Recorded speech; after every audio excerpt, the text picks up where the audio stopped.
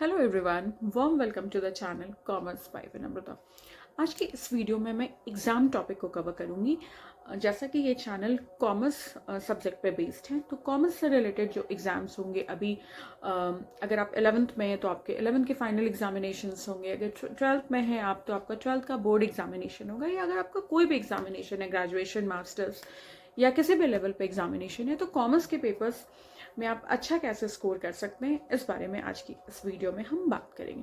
सबसे पहले मैं थ्योरी टॉपिक्स को कवर करूंगी and then we will go to mathematical topics. ठीक है, थ्योरी टॉपिक्स में मार्क्स स्कोर करने के पहले पेपर प्रेजेंटेशन टिप्स या पेपर राइटिंग टिप्स के पहले मैं थोड़ा सा रिवीजन पे बात करना चाहूँगी। रिवीजन का जो आपका टाइम है, बिकॉज बेसिकली बहुत लोगों का अभी रिवीजन का टाइम है। कुछ लोगों की एग्जाम शुरू होने वाली हैं, कुछ की शुरू हो गई हैं। तो जिन लोगों का रिवीजन चल रहा है उनको मैं बताना चाहूँगी कि आपको हर चैप्टर से रिलेटेड जो पॉइंट्स हैं, जो भी पॉइंटर्स हैं, उसको एक जगह पर कलेक्ट करके लिखना है अभी के टाइम पे। लाइक अगर आपका कंज्यूमर से रिलेटेड चैप्टर आप कर रहे हैं बिजनेस स्टडीज़ में, तो उससे रिलेटेड जो भी राइट्स एंड ड्यूटीज़ हैं, उसको जो पॉइंट्स, सिर्फ पॉइंट्स, उसकी डिटेलिंग नहीं, पॉइंट्स को अभी आप एक जगह पर नोट डाउन करके रखिए। अगर आप हर चैप्टर से 10 to 15 पॉइंट्स सिर्फ याद करके रखेंगे ना, तो आप अपने आंसर को बहुत अच्छी तरीके से कस्टमाइज कर सकते हैं। लाइक अगर आपने सिर्फ नेचर या कैरेक्टरिस्टिक्स भी हर चैप्टर से याद कर लिया ना, उसमें ही आपने 7, 8 या 10 पॉइंट्स याद कर लिए। पॉइंटर्स ही आपको बेसिकली रिवाइज करते जाना है एवरी टाइम। तो आप अपने उस कैरेक्टरिस्टिक्स से ही आप एडवांटेज भी निकाल लेंगे, डिसएडवांटेज भी निकाल लेंगे, या आपसे इम्पोर्टेंस, यूसेज जो भी पूछा जाएगा उसको ही आप हियर एंड देयर वर्ड्स को थोड़ा सा, वर्ड्स के साथ थोड़ा सा प्ले करके आप आराम से एक क्वेश्चन का आंसर भी तैयार कर लेंगे। डिटेलिंग्स अगर आपके पास टाइम है तो एक बार डिटेलिंग्स से भी गो थ्रू हो जाइए, पढ़ लीजिए। अदरवाइज हर चैप्टर का पॉइंट्स एक एक जगह पर लिख के रखिए और एग्जामिनेशन के समय सिर्फ वो पॉइंट्स ही आप पढ़ के जाएं, वो आपके लिए बहुत ज़्यादा बेनिफिशियल होगा। ठीक है, एंड डिटेलिंग आप अपने वर्ड्स में ऑब्वियसली लिख सकते हैं।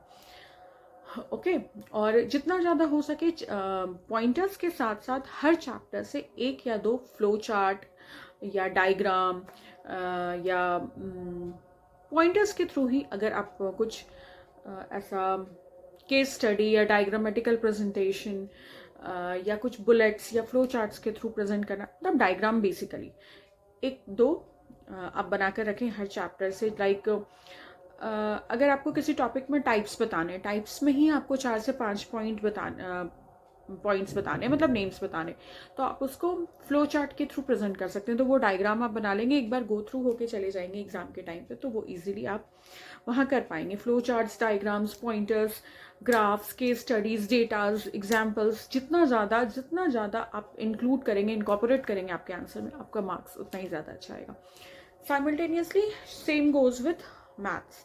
अभी के टाइम पे जितना ज़्यादा भी आप फॉर्मूलाज को हर चैप्टर से रिलेटेड, जैसे सपोज दैट को रिलेशन चैप्टर है, उससे रिलेटेड जितने भी फॉर्मूलाज हैं, लाइक रैंक स्पेयरमेंट्स है, एक्चुअल मीन मेथड है, रैंक को रिलेशन है, कार्ल पियर्सन कोएफिशिएंट ऑफ को रिलेशन है, तो जितने भी फॉर्मूलाज है उसको अगर आप एक जगह पर लिखेंगे और फॉर्मूलाज को ब्रेक डाउन करेंगे, लाइक अगर n क्यूब है तो n का मतलब क्या होता है, वहाँ पे n हम कैसे निकालेंगे, या इंडेक्स नंबर में p1 क्या होता है, p0 क्या होता है, फॉर्मूला के अकॉर्डिंग वो अगर आप लिखेंगे ना कि where p1 is equal to this, p0 is, मतलब कहने का मतलब फॉर्मूला को अगर आप ब्रेक डाउन करके समझ ले रहे हैं तो आपको कोई ज़रूरत नहीं, अगर आप रिविजन नहीं भी उस टाइम करके जाते हैं, आपको फॉर्मूला पता है, फॉर्मूला से आपको पता है कि d डैश आपको निकालना है, तो उसके लिए आपको पहले d निकालना है, फिर d डैश निकालना है, और d आप कैसे निकालेंगे, that is x minus A.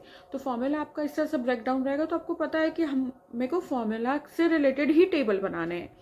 x चाहिए, वहाँ पे मेरे को एज्यूम चाहिए a निकालना है मेरे को, फिर d बनाना है, फिर d डैश बनाना है, फिर d डैश को प्लस करके मेरे को उसका सम चाहिए, तो आपको उससे पता चल जाएगा। तो फॉर्मूलाज को ब्रेक डाउन करके समझ लीजिए अभी के टाइम पे, एंड फॉर्मूलाज लर्न करके जाइए।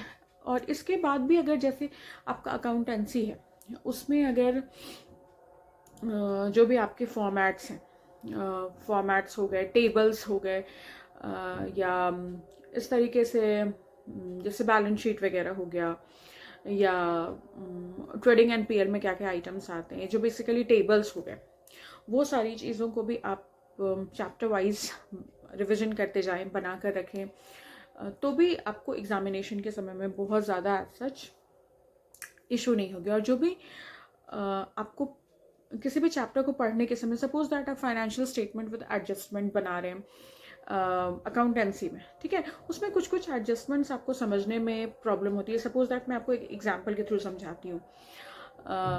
जैसे बैड डेब्ट्स है, ठीक है, और फाइनेंशियल स्टेटमेंट विद एडजस्टमेंट मैं आपको बता रही हूँ। तो बैड डेब्ट्स अगर एडजस्टमेंट में दिया हुआ है, यानी ट्रायल बैलेंस के बाहर अगर दिया हुआ है, तो हम उसका ट्रीटमेंट कहाँ कहाँ करेंगे।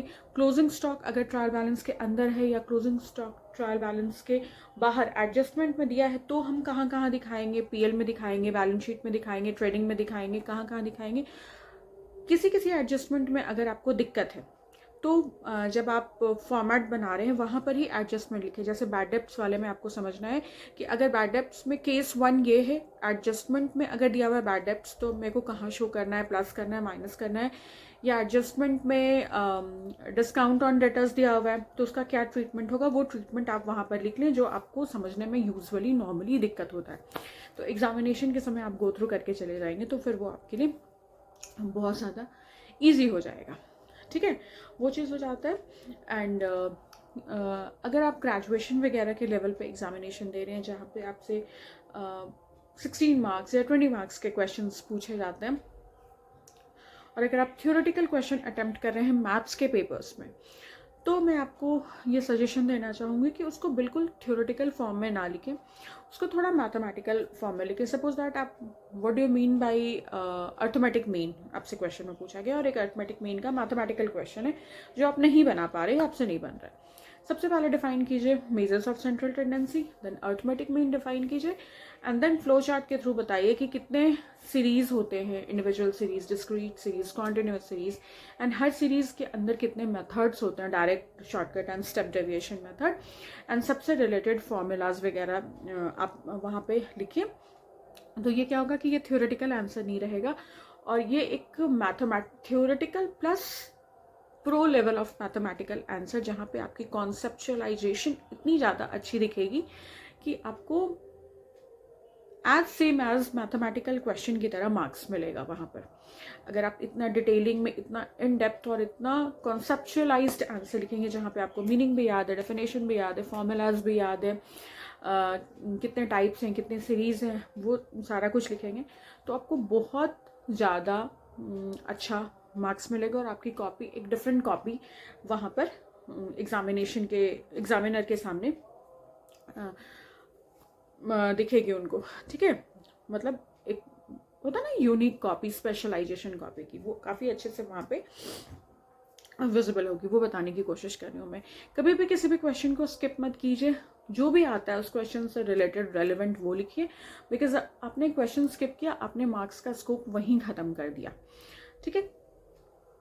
इसी तरीके से मैं 2-3 वीडियोस और लाऊंगी जहाँ पर मैं आपको कुछ टिप्स बताऊंगी। आज की वीडियो में मुझे बेसिकली आपको वो पॉइंटर्स वाले और फॉर्मूलाज वाले टिप्स देने थे कॉमर्स के एग्जामिनेशन से रिलेटेड। अगर आपको किसी भी तरह की कोई भी कन्फ्यूजन है, कोई भी प्रॉब्लम है, आप कमेंट सेक्शन में पूछिए, मैं डेफिनेटली उस टॉपिक पे वीडियो बनाऊंगी। अकाउंट से भी रिलेटेड अगर आपको किसी एडजस्टमेंट का ट्रीटमेंट पूछना है, या बीएसटी से कुछ पूछना है, इकोनॉमिक्स से कुछ पूछना है, या स्टैटिस्टिक्स से रिलेटेड कोई पूरा चैप्टर आपको पढ़ना है, उस चैप्टर का नाम आप लिखिए, मैं आपको उस पूरा चैप्टर पढ़ाऊँगी कि कैसे क्या करना है, ठीक है। किसी भी टॉपिक पे वीडियो चाहिए डेफिनेटली मुझे बता सकते हैं। If you find this video helpful and informative, subscribe to my channel, learn